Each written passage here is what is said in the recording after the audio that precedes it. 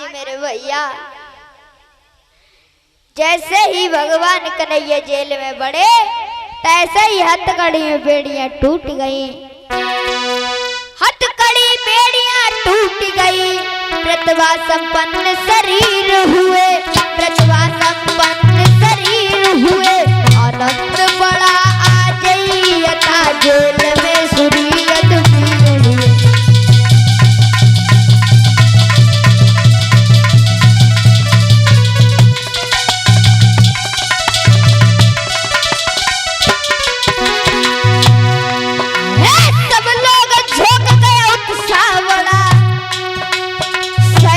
ज्ञान का प्रदीप जला, कैसा ज्ञान का प्रदीप जला। मुँह से बिने शब्द निकले, आंखों से प्रस्तुत प्रभाव हुआ।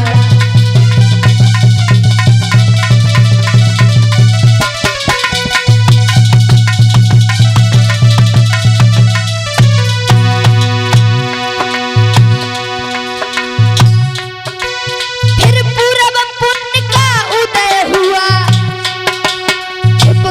कष्ट के तारे हैं, छिप गए कष्ट के तारे हैं।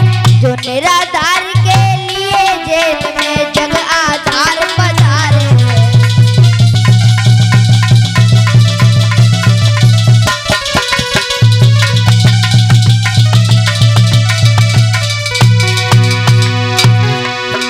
अज्ञान मोह का अंधकार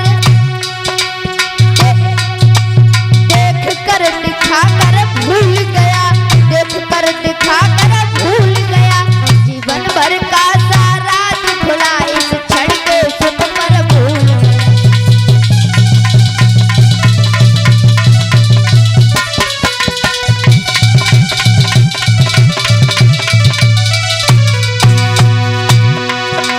कृति भैया आनंद जिस तरह होता है,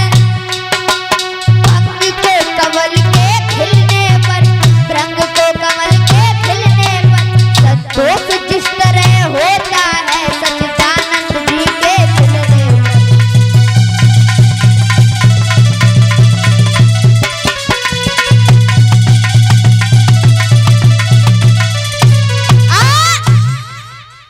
आज मेरे भैया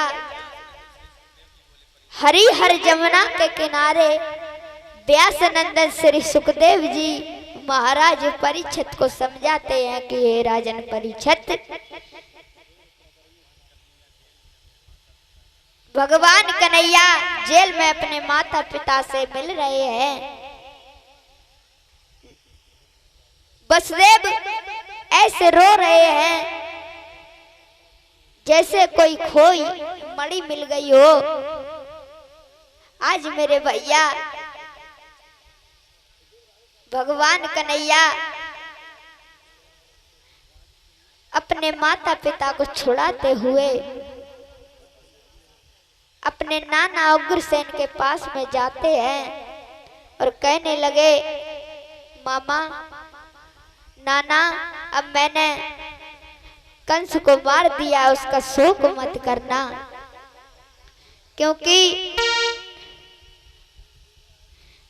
मामा कंस बहुत बड़ा पापी था, इसलिए उसने अपने जीवन को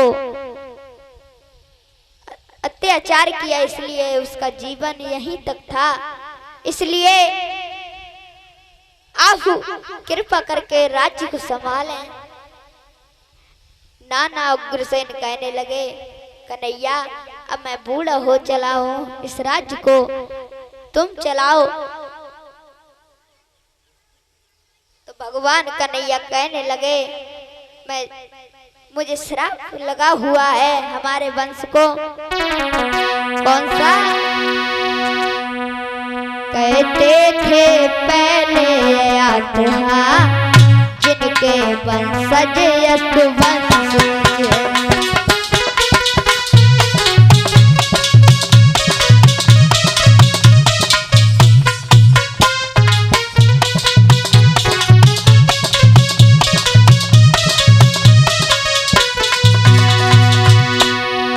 और सुनो नाना, कहते थे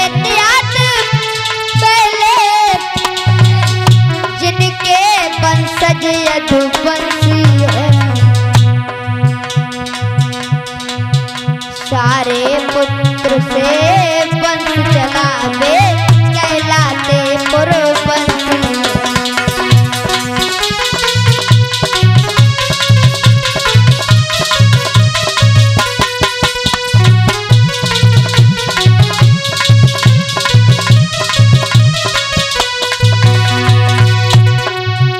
शर्मिष्ठा और देवयानी, नाना शर्मिष्ठा और देवयानी, उनके दो सुंदर रानी थी, जो सुदक्ष दोनों विदुषी, दोनों सुच और सयानी थी।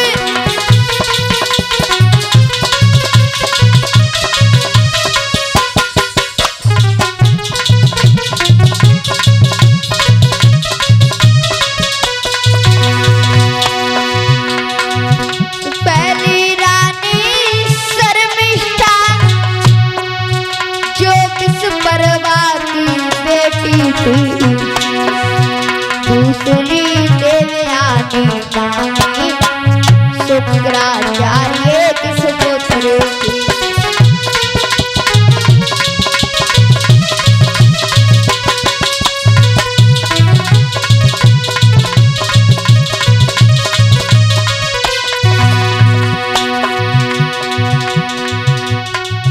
यद्यपि सर्वांग सुंदरी वह शील सर्वच्छा थी, लेकिन हयात को इस पर भी दूसरे विवाह की इच्छा थी।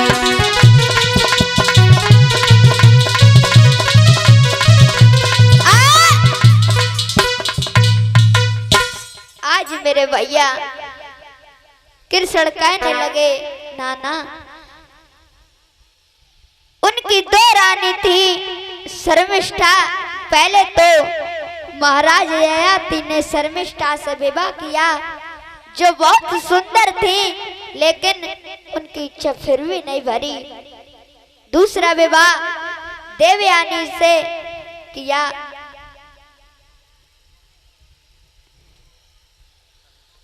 शर्मिष्ठा पहली रानी थी, शुक्राचार्य के पुत्री देवयानी दूसरी थी। जब विदा का टाइम आया तो शुक्राचार्य नृप से कहने लगे,